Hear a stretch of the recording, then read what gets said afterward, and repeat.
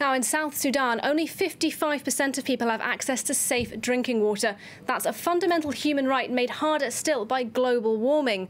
One team of filmmakers has been to the shores of Lake Jade on South Sudan's borders with Ethiopia and Kenya. That's where the Turkana people live, a nomadic group that rely on the water, and their way of life and their access to that water is increasingly under threat from global warming, but also from development ambitions from neighbouring Kenya. The film A Rush for Water tells the story of those twin challenges as the Turkanas try to survive in their ancestral homeland. And the film's director, Emilien Kurtz, joins me here in the studio. Good afternoon. Thanks very much for talking to us here on France 24. Tell me, first of all, why was it that you wanted to focus on the Turkana people, and what was it that drew you to this region? Basically, we didn't want it to focus on Turkana people. We wanted to find a positive, let's say, optimistic project in East Africa. But we find new discoveries of aquifer in 2013, which has been discovered by Alain Gachet, a French engineer. We thought that it was maybe a good project to illustrate, but after we find with the investigation that there were some problems with the utilization of water,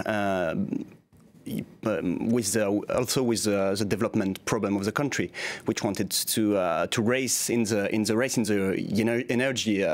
energy race and development race. I mentioned then that Kenya is particularly focused on trying to develop here. Now, what is Kenya trying to do, and why is what they're doing so threatening to the people who live there?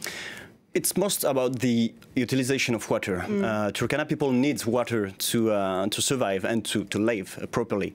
They need this water, but this water is also used by the big project.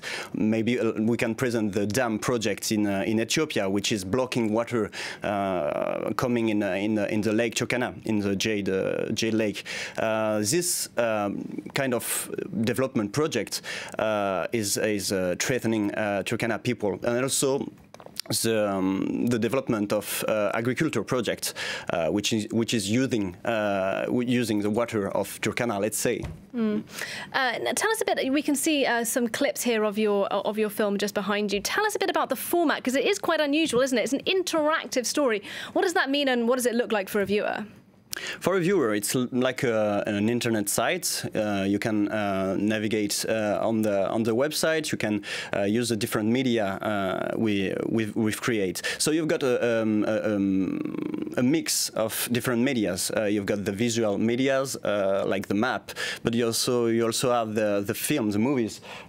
Just here, 4 different movies, and also some sounds edits from the Turkana. It's important for us because it's a format which permits the questionment, the debate, which is really important when we are talking about development and progress of a country. We need to have debate, and the population needs to have debate. In a very modern way for us to try and access what's clearly an ancient community. Tell us then, some of the areas then surrounding this lake that I mentioned is a UNESCO World Heritage Site. Is the lake, as well as the people there, being threatened at the moment? Yeah, this lake, the people depends on this lake because some Turkanas change themselves into fishers and to survive in order to survive and to face climate change. Yeah, the UNESCO basically class this lake to protect it, but right now is threatening by the project of the dam of Gibe 1, 2, and 3. And just tell us finally, how did people where you went react to seeing, to being filmed, to seeing you there, to having their story told for the world? There is, let's say, 2 options. First one is impressed to see white people there. It's true that there is not much people who wants to go there and to question the people, except the NGOs and everything. The second thing was people were happy and full of hope, because when you've got journalists coming on the territory, most of the time they are thinking that talking about the story is something good for them. Yeah. Indeed, sounds like a very powerful story indeed. Emilien Kurtz there from Rush for Water. Thank you very much for your time here on France 24 today.